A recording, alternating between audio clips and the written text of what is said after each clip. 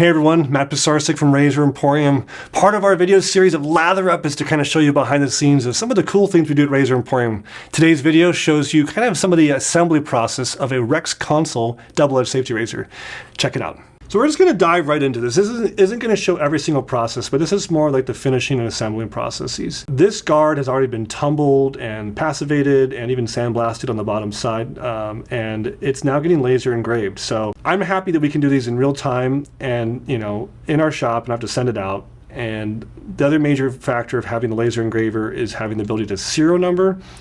Really happy that the software has like an ability to kind of count up so we can keep track of all the different razors we make. This looks to be a Rex Konsul, which is our adjustable slant. And now we're doing what's called a rotary, and that is going to be the little attachment here where we are doing the numbers 1 through 6. It goes through and does it. And some people think that it's actually engraving the metal. There are ways to have a laser engrave and actually like cut out and remove metal.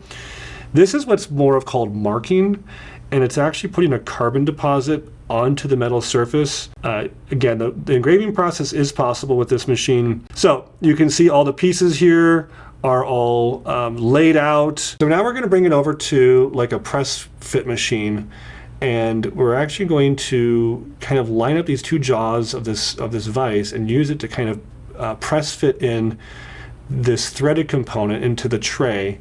And we call that the neck.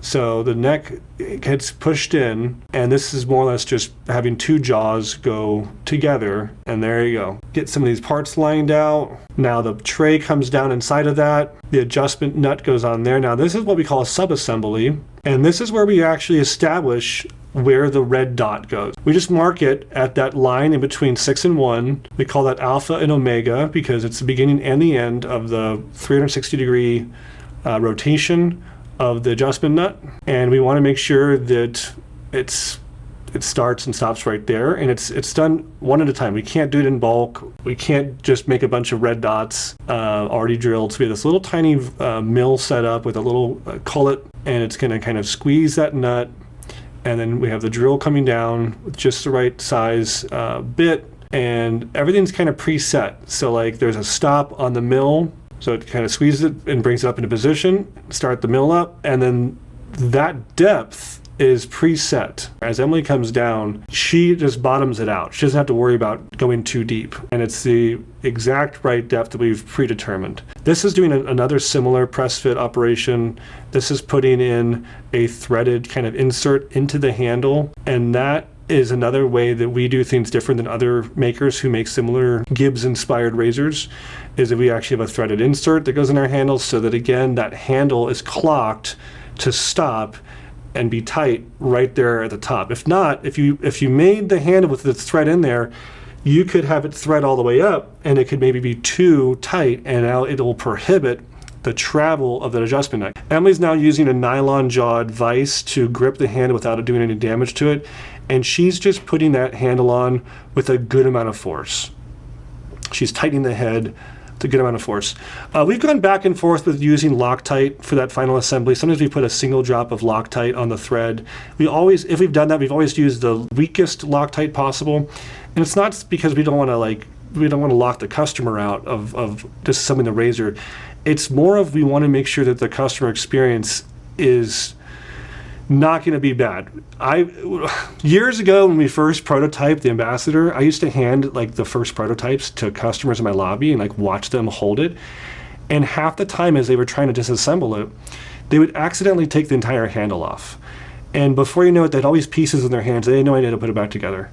And I know that may seem trivial to people who maybe are more mechanically inclined, but we kind of have to make sure we go to the lowest common denominator for our customers all over the world.